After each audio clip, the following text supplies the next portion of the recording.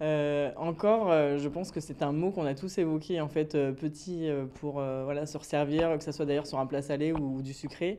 C'est un mot qui évoque un petit peu voilà, la gourmandise, on en veut encore. C'est un mot qui est quand même très présent, je trouve, dans le langage de l'enfance et puis par la suite. Donc c'était assez naturel pour moi de le reprendre pour la boutique.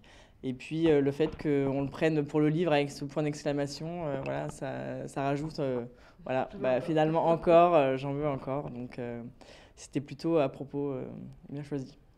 Et la pâtisserie aux herbes, ça a toujours été pour vous une envie et un intérêt ou c'est une découverte?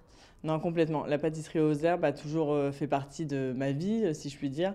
Les herbes aromatiques depuis toute petite, que ce soit dans le jardin de mon grand-père, dans le potager de mon père, les tisanes, les infusions en fin de repas, les poulets voilà, qui étaient à la sauge, au thym, à la sarriette pour les plats salés. Et puis il y avait bah, finalement aussi les pâtisseries qui pouvaient s'agrémenter avec les pêches pochées à la verveine de ma tante. Voilà, il y a quand même toujours eu ce fil conducteur déjà à la maison sur le côté familial. Et pour moi, c'était assez évident que ça se retrouve dans ma pâtisserie quand j'ai choisi de faire ce métier-là. Mais surtout, c'était important pour moi à un moment donné de, voilà, de combiner toutes les recettes que j'avais pu créer ou qu'on m'avait transmises dans ma famille pour pouvoir les compiler, si je puis dire, dans un seul et même ouvrage. Et par rapport à votre parcours et tous les grands pâtissiers chez qui vous avez travaillé, est-ce qu'il y en avait un qui était plus porté sur les herbes que les autres et qui vous a peut-être alors un petit peu plus transmis? Je pense quand même que ça reste Camille Le Sec, mon premier chef. Euh, Camille et Claire Etzler. Je pense que c'est les deux qui me restent en tête. Après, il y a quand même eu François Perret au Ritz. Mais voilà, je pense qu'à un moment donné, tous en tant que professionnels en pâtisserie, on a quand même utilisé les herbes. Donc de manière classique, avec les grands classiques comme la menthe, le basilic, la verveine. Et puis moi, voilà, j'avais envie un petit peu dans ce livre, pas trop non plus parce que c'est un livre que je veux adresser aux amateurs en fait de, de passionnés de pâtisserie. Je voulais pas en faire volontairement un livre pour professionnels. Donc je suis pas partie trop loin dans les herbes parce que je voulais que ça reste accessible, que chacun puisse trouver voilà, du thym et du basilic qu'on a à sa portée. Et donc je me suis pas trop embarquée sur l'hysope, la spirulodorante ou d'autres herbes, mais pour autant il y a quand même quelques recettes qui sont chères à mon cœur. Mais voilà, ça reste important ouais, ce thème pour moi. Combien de temps vous avez pris pour collecter les recettes et pour réaliser l'ouvrage?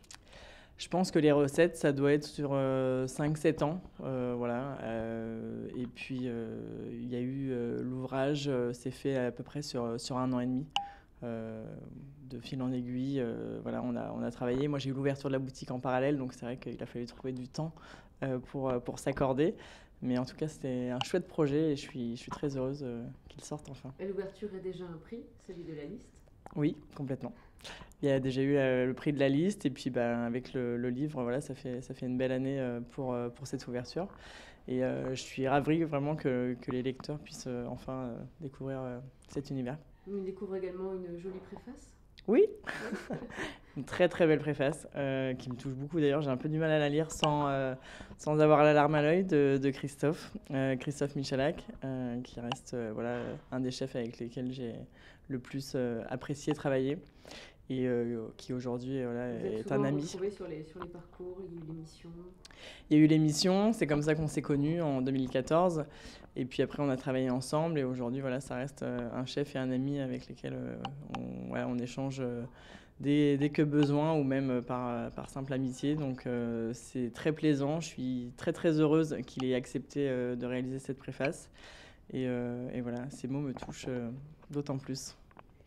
Est-ce qu'il y a une recette coup de cœur dans ce livre? Alors, parmi toutes, ça serait quand même compliqué. Moi, je suis une aficionado des glaces et des sorbets en été comme en hiver. D'ailleurs, je mange plus en hiver, je crois. Donc, c'est pour ça aussi, je voudrais bien mettre un point d'accentuation sur le fait que les herbes, ce n'est pas uniquement une utilisation, on va dire, printemps-été. Bien au contraire, et je l'explique dans le livre en disant qu'on peut voilà, les faire sécher, les congeler, les utiliser d'une manière pour réaliser des recettes aussi en automne et en hiver. Il y en a tellement. Peut-être une. Qui évoque un souvenir? Bah, il y en a tellement qui évoquent des souvenirs. C'est un livre très personnel, finalement, aussi. C'est un livre très Pas que des personnel recettes. parce qu'il y a des recettes de voyage. J'ai le sorbet pamplemousse menthe qui est un retour de voyage au Maroc, qui est un de mes pays de cœur. Mais j'ai aussi le sorbet citron menthe qu'adore mon beau-père. Enfin, ouais, je pourrais pas en choisir une. Alors là, il y a une petite sélection qui a été faite pour la dégustation. Oui, Alors, je me suis dit, tiens, il y aura peut-être une de vos préférées là-dedans. il y en a une oui, qui quand même Ah. ressort du lot, quoique en fait, je sais Comme pas. vous les aimez toutes. Je les aime toutes. Bah, il y a la framboise romarin qui est ici, Oui. qui est une création que j'avais fait avec un de mes seconds au Meurice il y a quelques Vous années pouvez la maintenant. décrire un petit peu? Oui, donc on est sur une pâte sucrée avec crème d'amande au romarin, marmelade de framboise, chantilly au romarin et framboise fraîche. Ensuite, on a la pâte de fruits abricots et thym. Donc celle-ci, je l'adore. Pour autant, voilà, c'est pas. Ça, c'est une création, on va dire, assez récente, avec un accord classique, mais que j'aime, bien sûr. Là, on a une chouquette aux 3 herbes, menthe, verveine et basilic. Voilà, assez classique dans la forme, mais assez étonnant dans le goût. Ouais. Là, on est sur une tartelette chocolat, yuzu et basilic. Et puis on a la babka menthe basilic. Ouais, dès qu'on voit un peu de produit, on voit du vert. Hein. Exactement. Ouais. C'était joli. Ça reste ma couleur préférée. Et c'est un hasard ou pas, je ne sais pas. Alors, est-ce qu'on peut, par exemple, goûter la chouquette Oui, est-ce que vous voulez qu'on l'ouvre? Voilà, l'ouvrir, par exemple. Et qu'est-ce qu'on va ressentir en bouche? Je vous laisse déguster peut-être et commenter ce que le gourmet va... Oh, oui, non, c'est comme vous voulez. Pas obligé. Hein. Pas obligé, je peux, mais... qu'est-ce qu'on va ressentir? On va Oui. ressentir d'abord les notes de basilic et de verveine, et puis on va finir sur la menthe théoriquement. Voilà. Quelque chose de très frais. C'est assez frais. Carrément de la Et fraîcheur. ça doit se manger très très frais. Gourmandise et fraîcheur. Et là, c'est assez frais? Ouais, c'est très bon. Non, c'est vraiment le mélange des 3 herbes qui me plaît dans le produit.